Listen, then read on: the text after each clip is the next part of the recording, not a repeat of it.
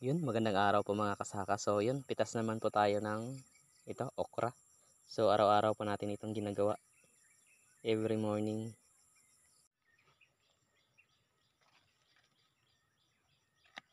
Yun po, mga ganito lang kalalaki yung kinukuha natin. So mahaba pa to ng mga ganyan. So ito yung gusto ng buyer, yung medyo katamtaman lang. Yun o. Ganito yung iniiwan natin mga kasaka. Ganito lang kalalaki. So kinabukasan to, ito na naman yung pipitasin natin. So malaki na ito. Ganito po kalalaki yung pinipitas natin. Halos mahaba lang ng konti sa ating daliri mga kasaka. Yan po.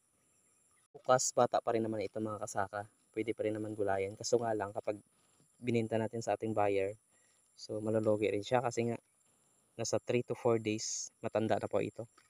So doon pa lang wala na siyang ano hindi ito. Hindi niya na mapapakinabangan.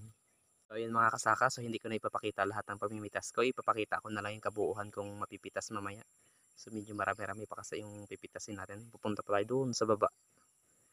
Okay yan, mamaya mga kasaka sa last part. So makikipapakita ko yung kabuuang napitas ko. So ayan po lahat yung mga napitas natin mga kasaka. Halos magdalawang balde po. 16 liters po yung balde na yan.